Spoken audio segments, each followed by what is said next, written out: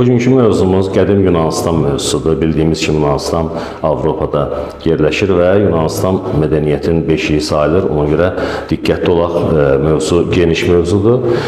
Qədim Yunanistan bilməliyik ki, ümumiyyətlə Yunanistan ərazisi yerləşir Balkan yarımadasında. Avropanın cənubunda 3 böyük yarımada yerləşir. Piriney yarımadası, Apennin yarımadası və Balkan yarımadası. Yunanistan yerləşir Balkan yarımadasında. Şəkildə əks olunan kimi, bax bu hissə Balkan yarımadası, deməli Yunanistanın Avropanın cənubunda yerləşən hissə. Və Yunanistanla bağlı bilməli olduğumuz əsas mövzular nədir? Yunanistan ərazisi bölünür 3 hissəyə, şimal, orta və cənub Yunanistandan ibarətdir. Və Yunanistan 3 dənizlə əhatə olunubdur. Şərqdən deməli əhatə olunur İon dənizi, qərbdən İon dənizi, şərqdən Egey dənizi, cənubdan isə Aralıq dənizi ilə əhatə olunmuşdur. Yunanistanın ən deməli böyük adası Krit adası yerləşir. Deməli Yunanistanın cənub hissəsində, digər xəritədə onun hissəyi göstərəcəyik. Əsas bilməli olduğumuz məsələ Şimali Yunanistanla Orta Yunanistanı bir-birindən ayıran hissə adlanır, deməli Fermopil gördüyümüz kimi. Bəzən əvvəlki illərin kitablarında yazılırdı, artıq yeni nəşrlərdə yoxdur. Şimali Yunanistan Fessali adlanır. Orta Yunanistan deməli bir-birindən ayıran Fermopil keçididir. Orta Yunanistanda ən böyük vilayət Attika vilayəti, hansı ki Afina orada yerləşir və Cənubi Yunanistan isə digər adı, bu hissə isə Peloponnes adlandırılır. Deməli, şimalla ortanı bir-birindən ayırdı Fermopil keçidi.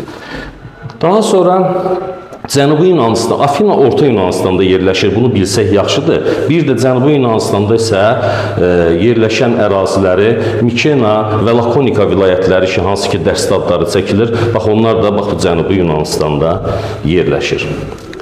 Mövzumuzla bağlı Yunanistanla bağlı əsas məsələ ilk dövlətin yaranması. Deməli, Avropada ilk dövlət yaranıbdır. Avropada birinci dəfə Krit adasında. Eramızdan əvvəl 3-cü minilliyin birinci yarısında artıq Kritdə, Krit adasında deməli ilk dövlət meydana gəlmişdi. Krit mədəniyyətinə böyük təsir olub Şərq mədəniyyətinin. Kritlilər ticarət əlaqələri saxlayırdılar Misirlə, Babillə və Finikiya ilə geniş ticarət əlaqələri saxlayırlar. Kritlərin öz yazısı da olmuşdur. Eyni zamanda Kritlilər həm də saraylar tikirdilər və sarayların divarlarını freskalarla bəzəyirdilər. Bax, burada freska öz əksini tapmışdı. Krit mədəniyyəti uzun müddət mövzuda olmayıb. 2-ci minillikdə, deməli, Kritə yaxın bir adada, 2-ci minilliyin ortalarında, yaxın bir adada vulkan püskürməsi nəticəsində Avropada yaranmış ilk dövlət olan Krit dövləti, deməli, məhv olmuşdur. Kritdən sonra ikinci, deməli, Mikena mədəniyyəti deyilən Cənubi Yunanistanda Mikena mədəniyyəti, deməli, Mikena özü yerləşir Cənubi Yunanistanda. Burada yaşayan tayfalar Axey Yunan tayfaları adlanır və buranın sakinləri idi. Mikenada hündür təpə üzərində Akropol tikilirdi və bu yuxarı şəhər. Deməli, Yunanistanın digər şəhərlərində də bunlara rast gələcək. Bütün Yunan şəhərlərində Akropol yuxarı şəhər deməli adlanırdı və ilk dəfə Mikenada deməli buna rast gəlirik. Və deyir ki, Mikenalılar sərdabələr düzəldir və dəfn olanların üzlərinə qızıl maska taxırdılar. Burada da öz əksini tapıbdı. Mikenalılara Kritin böyük təsiri olub. Krit mədəniyyətinin təsirinə məruz qalıb Mikena və Mikena ilə Kritin növbəti oxşarlığı bunların da öz yazısı olub. Deməli, Kritlə Mikena ikisi də öz yazıları olmuşdur. Mikena Akropolunun divarlarını deyir, bu yeni 6-cı sinif dərsində əlavə olunubdur. Təpəgöz qurğuları adlandırırlar Mikena Akropolunun divarlarını. Lakin necə Krit, Mikenada onun kimi eramızdan əvvəl 2-ci minilliyin sonları, Krit məhv oldu eramızdan əvvəl 2-ci minilliyin ortalarında vulkan püskürməsi nəticəsində yaxın adada, Mikena mədəniyyəti isə məhv olubdur. Şimaldan gələn Dori tayfalarının hücumları nəticəsində Mikena mədəniyyəti məhv olmuşdur. Bu amforalarda 2 qulplu qablar, birazdan onun haqqında danışacaq. Qədim Yunanistan mövzusu terminlərlə zəngin bir dərsdir və bunların hamısını bir cədvəldə çıxararaq hazırlamışam ki, yəni terminləri bir mövzuda hamısını bilək. Deməli, terminlər bunlardan ibarətdir. İlk freska bayaq dedik, divarda xam mala üzərində Kritdə rast gəlinir, xam mala üzərində çəkilmiş şəkil adlanır freska. İkinci Akropol dedik, Mikenada yuxarı şəhərə Akropol deyilirdi. Üçüncü Yunanistanda polislər sözünü eşidəcəyik və polis, yəni erkən şəhər dövlətlərini tərəfindən, Yunanıstanda ümumiyyətlə şəhər dövlətləri polis adlanırdı. Daha sonra aristokrat termini rastımıza çıxacaq, yəni adlı sanlı adamlar. Aristokrat sözünün mənası adlı sanlı və bunların öz hakimiyyətlərini adlandırdığı aristokratiya isə yaxşıların hakimiyyəti. İndi nə dərəcədə yaxşı demək, o özlərinə yaxşı deyir. İndi birazdan baxaq görək bu aristokratlar doğrudan mı yaxşıdır, özləri üçün yaxşıdırlar. Aristokratiya yaxşıların hakimiyyəti adlanır. Demos, Yunanıstanda ikinci əhali, həm aristokrat, yuxarı deməli varlılar, aşağı təbəqə. Demos, aristokratlardan başqa bütün azad əhali. Diqqətli olmalıyıq. Bir də görürsən testlərdə yazılır ki, məsələn, demos kimdir? Yazılır ki, Yunanıstanda aristokratlardan başqa bütün əhali. Bu artıq səhv cavabdır. Çünki azad sözü olmasa burada bizə bu söz lazımdır. Əgər azad olmasa qullar da onun içərisində gedir və bu artıq demos sayılır. Ona görə aristokratlardan başqa bütün azad əhali, bax burada bu söz hər şeyi həll edir. Demos adlanır aristokratlardan başqa bütün azad əhali. Növbəti amfora, iki qulplu darboğazlı qablar bayaq şəkildə əks olunmuşdu. Deməli iki qulplu gəlir, darboğazlı deməli qablar adlanırdı amfora. Oliqarxiya, bu da Yunanıstanda işlənən termində həm Afina şəhər dövlətində, həm Sparta şəhər dövlətində biz buna toxunacağıq.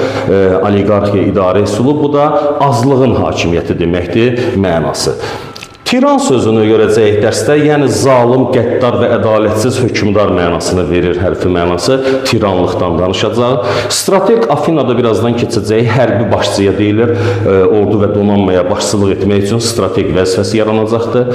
Spartada qul fərqli. Bütün Yunanıstanda qullara insan ayaqlı deyildiyi halda, amma Spartada qul ayrıca hilot deyilən bir sözlə. Hilotlar, yəni Spartada qullar.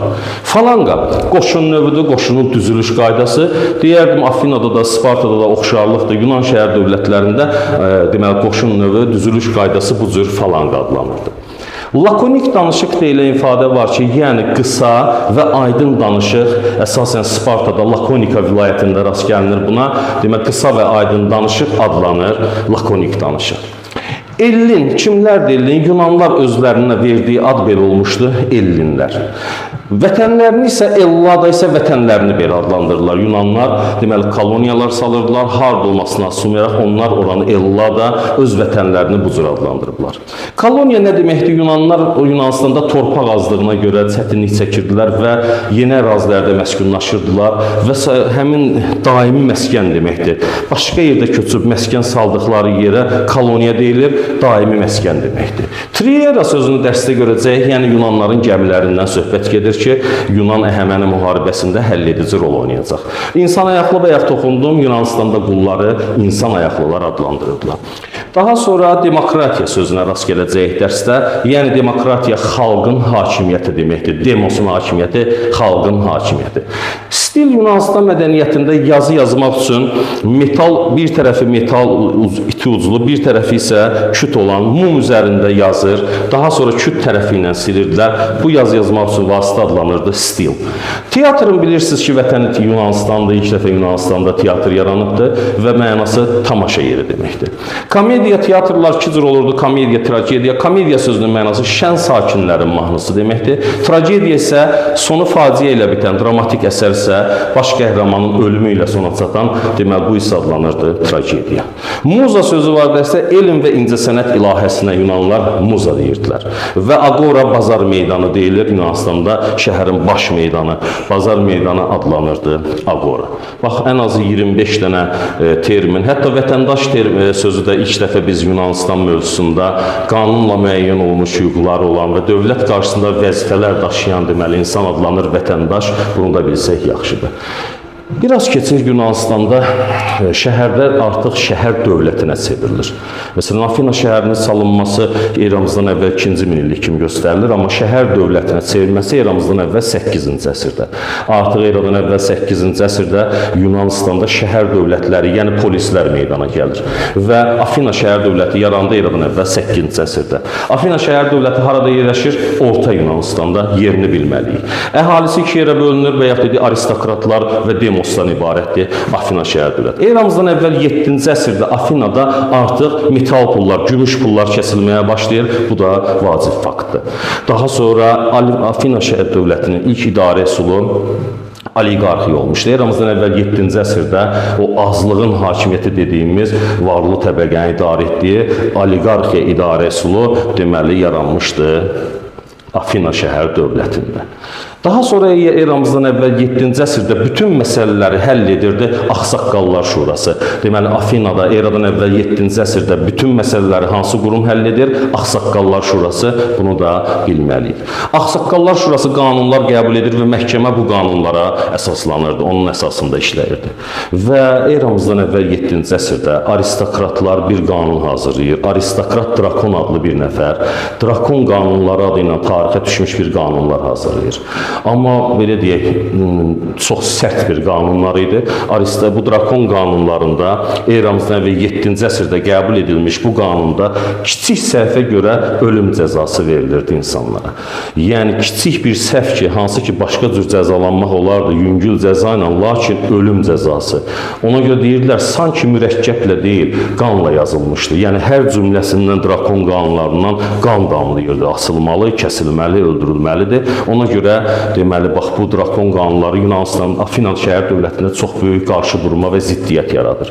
Və tədricən Demosun narazılığı bu qanunların sərtliyindən gətirib çıxartdı üsyan qorxusuna və artıq Demosun üsyan etməsindən ehtiyat edən aristokratlar güzəştə getməyə qərar aldılar ki, o zaman biraz yumuşaldıcı tədbirlər görək. Və bu işi tapşırdılar Solon adlı bir şəxsə. Eramızdan əvvəl 594-cü ildə aristokrat Solon yeni bir islahat həyata keçirdi. Və Salon islahatlarında biz bax bunların hamısını əzbər bilməliyik. Nə deyilir Salon islahatlarında? Salon əslində belə deyək, elə bir böyük nəticə verici bir islahat deyil, sadəcə Yunanistanda borc körəliyi deyilən bir məsələ var idi. Deməli, insanlar borcu alır, borcun özünü və faizini vaxtında verə bilmirdisə, qula çevrilirdilər. Və bu artıq borc daşları gətirib borc alanların həyətlərinə qoyulurdu, onun üzərində vaxtı, faizi, hər bir şey yazılırdı. Demək olar, bütün Yunanistanda həyətində borc daşı olmayan demos yox idi. Və bu kəskin vəziyyət gətirdi artıq narazılıqlara və 594-cü ildə Salon islahatlarında deyilir ki, kəndlilərin borcları ləğv olunsun. Deməli, Salon islahatlarından Afina şəhər dövlətində kəndlilərin bütün borcları ləğv edilir. Borca görə qul edilənlər azad olunur. Artıq burada da dəyişiklik diqqətli oluruq. Testdə yazır ki, Salonun islahatlarına aid olanları seçin və yaxud aid olmayanları. Məsələn, borca görə qul olanlardan söhbət gedir. Qullara azadlıq verilir. Bütün qullar azad olundu, bu ifadələr səhv ifadədir. Mən özüm müharibədə əsir götürülüb, gətirilib, ya bazardan, qul bazarından özüm qul almışam. Bu onlara aid deyil. Borc alıb, borcunu ödəyə bilməyib qul olanlar Salon islahatı ilə deməli azad olundular. Gələcəkdə də qanun belə verildi ki, yəni bu bir qısa bir dövrlük yox, ümumiyyətlə gələcəkdə də Afinada yəni borca görə qul etmək qadağan edilir. Taxıl və digər ərzaq məhsullarının ixracı qadağan olunur Salon islahatına görə və Attika sakini olan bütün kişilər vətəndaş hüququ əldə edirlər. Əmlakından asılı olmayaraq bütün vətəndaşlar xalq yığıncağında iştirak edə bilərdilər. Bax, bunları bilməliyik. Salon islahatında deməli kəndlilərin borcları ləğv olundu. Borca görə qul etmək qadağan edildi. Gələcəkdə də borca görə qul etmək olmazdı. Taxıl və digər ərzaq məhsullarının ixracı qadağan edilir. Attika sakini olan bütün kişi əhalisi, bütün kişilər vətəndaş hüququ aldılar. Əmlakından asılı olmayaraq bütün vətəndaşlar xalq yığıncağında iştirak etməyə, deməli, xalq yığıncağında iştirak etmək hüququ əldə etdilər Salon islahatı ilə. Amma Salon islahatları elə gözlənilən nəticə belə deyək də, çatışmayan məhdud cəhətləri var. Çünki burada sadəcə borc köləliyində güzəştlər olundu. Yenə də demos hüquqsuzdur. Demos yenə heç bir vəzifə, bütün vəzifələr aristokratlar seçilir. Demos heç bir vəzifəyə seçilmir. Demosa yenə də heç bir vəzifəyə seçilmə hüququ verilmədi. Həm də eyni zamanda heç bir torpaq payı verilmədi. Sadəcə borca görə köləlikdən xilas oldu. biraz keçir salon islahatlarından bir müddət sonra daxili çəkişmələr eramızdan əvvəl 6-cı əsrin ortalarında Yunanistanda Afina şəhər dövlətində tiranlığın yaranmasına gətirib çıxardır. Və yaxud dedik, tiran qəddar, zalim, hökmdar mənasını verir. Aristokratlardan biri hakimiyyəti ələ keçirdib Afinada tiranlıq yaradır. Lakin tədricə tiranların da daha belə deyək də hakimiyyətdən əl çəkmək istəməməsi və getdikcə zalimlaşıb qəddarlaşması bu tiranlığa qarşı üsyana səbəb oldu. Eramızdan əvvəl 6-cı əsrin sonunda Afina şəhər dövlətində tiranlığa son qoyulur. Və eramızdan əvvəl 6-cı əsrin sonunda xalq yığıncağı ali hakimiyyət orqanı olur. Artıq bütün səlahiyyət xalq yığıncağına verir eramızdan əvvəl 6-cı əsrin sonunda. Və yenə 6-cı əsrin sonu eramızdan əvvəl xalq yığıncağı strateglər seçməyə başlayır. Deməli, Afina şəhər dövlətində yeni bir vəzifə yaranır. Strateg vəzifəsi. Nə işə baxır strateg? Ordu və donanmaya başçılıq edir. Strateg vəzifəsi yarandı Afina şəhər dövlətində eramızdan əvvəl 6-cı əsrin sonunda. Daha sonra Yunanistanda Afina şəhər dövlətindən sonra ikinci güclü biz vahid Yunanistan dövləti keçirik. Yunanistan qədimdə vahid dövlət olmayıb. Şəhər dövlətlərdən ibarət olubdur. Biz isə ikisinə üstünlük veririk. Afina şəhər dövlətini artıq öyrəndik. İndi isə Sparta şəhər, ikinci güclü olan Sparta şəhər dövlətini öyrənirik. Eramızdan əvvəl 2-ci min sonunda hansı ki, bayaq dediyi Mikenaya gələn Dorilər, şimaldan gələn Dorilər gəlib məhv elədilər Mikena mədəniyyətini. Onlar orada məskunlaşdılar və 2-ci min sonunda Lakonika vilayətini işğal etdilər Cənubi Yunanistanda və özlərinə Sparta şəhərinin əsasını qoydular. Elə ondan da etibarən özlərini artıq Spartalılar adlandırdılar. Deməli, Dori sözü artıq ləğv olunur, Sparta ifadəsi gəlir. Deməli, Spartalılar kimlərdir? Keçmiş Dorilər, Mikenanı məhv edən həmin bu Dorilərdən söhbət gedir. Eramızdan əvvəl 8-ci əsrdə eyni Afina kimi, ümumiyyətlə Yunan şəhər dövlətlərinin hamısı eramızdan əvvəl 8-ci əsrdən yaranmağa başlayırdılar. Sparta ilə Afinanın oxşar cəhəti ikisi də eyni vaxt, eramızdan əvvəl 8-ci əsrdə Sparta şəhər dövləti yaranır. Sparta ilə Afinanın növbəti oxşarlığı, ikisində də oliqarxiya idarə üsulu olub, yəni azlığın hakimiyyəti, idarə etmə əsaslanırdı oliqarxiya idarə üsuluna. Ölkəni idarə edirdi iki hökmdar. Deməli, Sparta tarixdə yeganə dövlətdir ki, deyərdim, biz keçirik ki, orada eyni vaxtda iki hökmdar, başqa heç yerdə belə bir şey keçmirik. Deməli, Spartada ölkəni idarə edir iki hökmdar. Qulları hilot adlandırırlar, bayaq termində rast gəlmişdik. Spartada bəzi qadağaları var idi. Hərbiləşdirilmiş dövlət idi, çox sərt hərbi qaydalar var idi.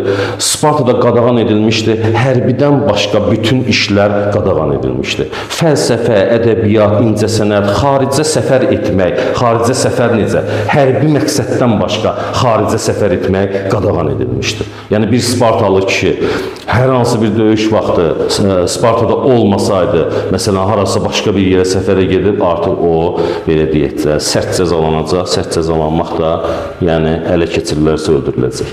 Deməli, bu da Spartanın idarə üsulu. Afina, Sparta şəhər dövlətləri üçün oxşar cəhətlər, oliqarxiya idarə üsulu ikisində də var. Xalq yığıncağı və Ağsaqqallar Şurası ikisində də fəaliyyət göstərir. Falan adlanan qoşun növü də eyni ilə Afina şəhər dövlətində də Sparta şəhər dövlətində. Deməli, biz diqqətli olmalıyıq. Öyrənərkən Afina şəhər dövləti və Sparta şəhər dövləti ki, məsələn, iki hökmdar bilməli avtomat Spartadadır. Strateg vəzifəsi Afinaya strategi gətirib Spartada götürdüksə səhviniz olacaq. Yəni, hər şəhər dövlətin özünə. Solon islahatları Afinaya aiddir, Spartaya yox. Drakon qanunları Afinaya aiddir, Spartaya yox. Yəni, hərəsinin özünə aid olanları ayrıca yadda saxlamalıyıq. Yunanlılar deməli, bayaq dedik, torpaq azlığı səbəbindən Yunanistanda əkinə yararlı torpaq azlığından əziyyət çəkirdilər. Ona görə baxın, xəritədə göstəriləcəkdir. Yunanlar çoxlu koloniyalar salmağa başlayırlar. Koloniyalar gəlib Qafqazdan, gəlib Qaradəniz, bax, Qafqaza yaxınlaşıb və bu tərəfdən isə İspaniyaya, Qafqazdan İspaniyaya deməli, Yunan koloniyaları salınmışdı. Özü də, baxın, bura Yunanistanın özü daha sahil, dənizdə yaxın ərazilərdə, daha münbit yerlərdə çoxlu, hətta bu cənub torpaqlarına. Bayaqları biz o birisi xəritədə verilmədi. Krit adası Yunanistanın ən böyük adası, Krit adası, bax, Yunanistanın cənubunda yerləşir. Bu Krit adasının yerini bilsək daha yaxşıdır. Deməli 8-6-cı əsrdə eradan əvvəl Qafqazdan İspaniyaya Yunan koloniyaları salınmışdı. Koloniya sakinləri özlərini ellinlər, vətənlərini isə Ellad adlandırırdılar. Və özlərini baxmayaraq köçüb burada məskunlaşıblar, özlərini vətənlərindən ayrı saymırdılar. Dillərini saxlayır, hər bir şey adətən nə olduğu kimi. Özlərini sanki Yunanistandakı kimi hesab edirdilər. Növbəti Yunan-Əhəməni müharibəsi. Söhbət burada deməli nədən gedir? Tarixin məşhur müharibələrindən də Yunan-İran müharibəsi kimi də səslənir və Yunan-Əhəməni o vaxt, yəni İranda Əhəməni dövləti yerləşdiyi üçün. Müharibənin tarixi eramızdan əvvəl 500 və 449-cu illər. 500-cü ildə başlayıb eramızdan əvvəl 449-cu ildə müharibə sona çatır. Müharibənin başlama səbəbi. Nə idi müharibənin başlama səbəbi? Əhəməni dövləti Kiçik Asiyada Yunan şəhərlərini işğal edib özünə tabi etmişdir. Həmin şəhər dövlətləri, Kiçik Asiyadakı Yunan şəhər dövlətləri Əhəmənilərə qarşı üsyan qaldırarkən, Afina şəhər dövləti həmin üsyançılara kömək göstərir. Və bu Əhəməni hökmdarı 1-ci Daranı narahat eləyir və buna görə Afinaya, Yunanistana yürüş eləyir. Eramızdan əvvəl 500-cü ildə, baxın səbəb, Əhəməni dövlətinin özünə tabi etdiyi Kiçik Asiyanın qərbindəki Yunan şəhərləri üsyan qaldırır və Afina şəhər dövlətlərinin üsyansızlara kömək etməsi müharibənin başlanmasına səbəb olur. Və biz bu müharibədə 4 böyük döyüş keçirik. Eramızdan əvvəl 490-cı ildə ilk böyük döyüş Marafon döyüşü adlanır. Marafon qaçışı da bilirsiniz, bu döyüşdən sonra formalaşıb bu ifadə. Eramızdan əvvəl 490-cı ildə Marafon döyüşündə Yunanlar bu döyüşdə qalib gəlirlər. Daha sonra ikinci növbəti döyüş, Fermopil döyüşü baş verir eramızdan əvvəl 480-ci ildə. Bu döyüşdə Sparta hökmdarı Leonid başçılıq edirdi, deməli Yunan ordusuna və 480-ci ildə Fermopil döyüşündə Yunanlar məğlub olurlar. Əhəmənilər bu döyüşdə qalib gəlirlər və döyüşün nəticəsində Orta Yunanistan işğal edilir.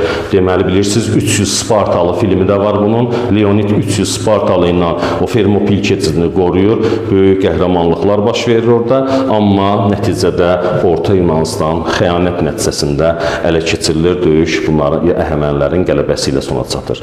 Növbəti döyüş Salamin dəniz döyüşü eramızdan əvvəl 480-ci ildə dəniz döyüşü, diqqətli olaraq bu 4 döyüş içərisində bir döyüş dəniz döyüşüdür, söhbət Salamin dəniz döyüşündən gedir və bu döyüşdə Yunanlar yeni o Triera adlanan gəmilər düzəldərək Əhəməni gəmiləri böyük, nəhəng və ləng hərəkət edirdilər. Amma Salamin döyüşündə Trieralar Yunanlıların daha xırda və sürətli manevrlər eləyərək gəmiləri yanlardan deşib batırdılar Əhəməni gəmilərini və döyüş Yunanlıların qələbəsi ilə sona çatır. Daha növbəti bir döyüş Plateya döyüşü. Eramızdan əvvəl 479-cu ildə Plateya döyüşündə yenə Yunanlılar qələbə qazanırlar. Beləliklə 4 böyük döyüşdə yalnız Yunanların məğlub olduğu döyüş hansı oldu? Fermopil döyüşü eramızdan əvvəl 480-ci il. Ancaq bu hələ müharibənin qurtarması demək deyil. Müharibə 30 ilə yaxın davam edir. Dəniz döyüşləri, yəni Yunanistan ərazisində döyüş getmir artıq. Materik hissədən döyüş çıxır, dənizdə döyüş gedir. Və müharibənin gedişində Afina dəniz ittifaqı yaradılır ki, müharibənin taleyini həll edən hadisə Afina dəniz ittifaqının yaranmasıdır. Və müharibə Yunan-İran müharibəsi eramızdan əvvəl 449-cu ildə 30 il dəniz döyüşlərindən sonra 479-dan 30 çıxdıq, 449 və müharibə Yunanistanın qələbəsi ilə sona çatır. Və tərəflər sülh bağlayır. Sülhün şərtinə görə 1. Əhəməni dövləti Egey dənizi adalarında və Kiçik Asiyada yerləşən Yunan şəhərlərinin müstəqilliyini tanıyır.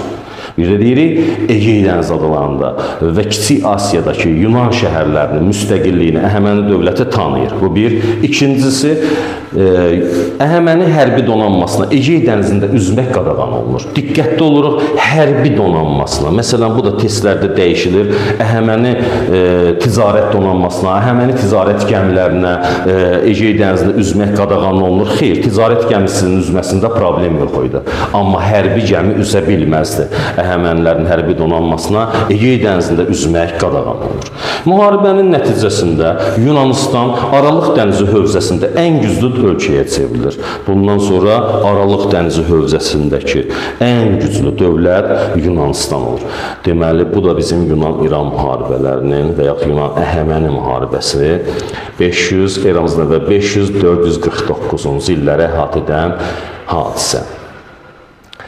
Biraz müharibədən sonra, deməli, burada Afinada quldarlıq demokratiyası və biz dedik bayaq ki, Yunanistanda strateq vəzifəsi, Afinada strateq vəzifəsi eramızdan əvvəl 6-cı əsrdə yaranmışdı və 6-cı əsrin sonlarında.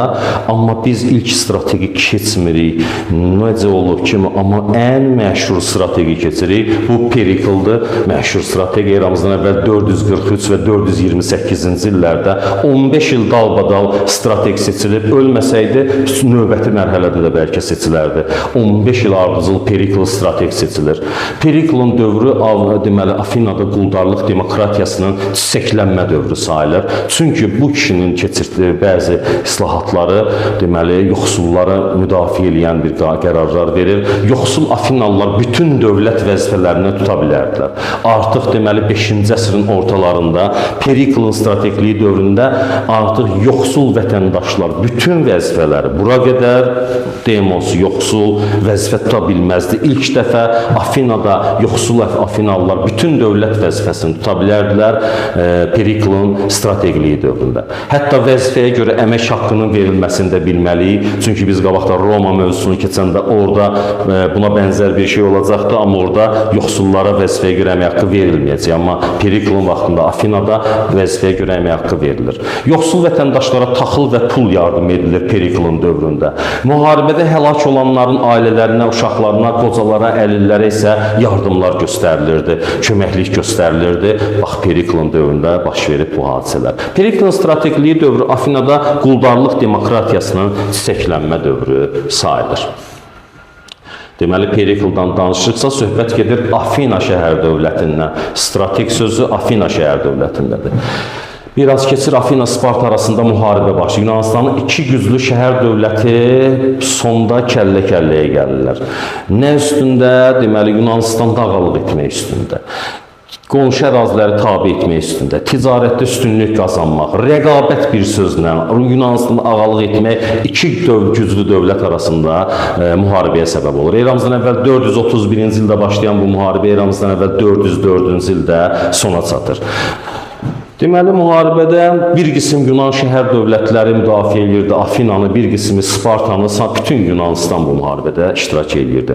Nəticədə Afina məğlub olur və Afina dəniz ittifaqı dağılır. Yunan-Əhəməni müharibəsinin gedişində yaranmış Afina dəniz ittifaqı, Afina-Sparta müharibəsində nəticəsində Afina dəniz ittifaqı dağılır. Təsərrüfata ağır zərbə vurulur. Yəni, bu Afina-Sparta müharibəsi Yunanistanı məhvə doğru aparır və bu zəiflətmə bütün Yunan şəhər dövlətləri çökür və zəifləyir. Dərhal bundan Yunanistanın şimalında yerləşən Makedoniya dövləti istifadə edir və Makedoniyalı İskəndərin atası 2-ci Filip idi bu zaman hakimiyyətdə və 2-ci Filip bundan istifadə edərək Yunanistana yürüş edir və eramızdan əvvəl 338-ci ildə Xeroneya döyüşü deyilən bu məşhur döyüşdə Yunanlılar məğlub olurlar və deyir Spartadan başqa bütün Yunan şəhər dövlətlərinin azadlığına son qoyulur. Spartadan başqa bütün Yunan şəhər dövlətlərinin müstəqilliyinə, azadlığına son qoyulur. Amma yeni 6-cı sinif dərsliyində göstərilir ki, amma Yunan şəhər dövlətləri öz daxili müstəqilliklərini saxlamışdılar. Ümumilikdə deməli Makedoniyaya tabe olurlar, amma öz daxili müstəqilliklərini saxlayırlar. Bu bizim bugünkü Yunanistan mövzusu.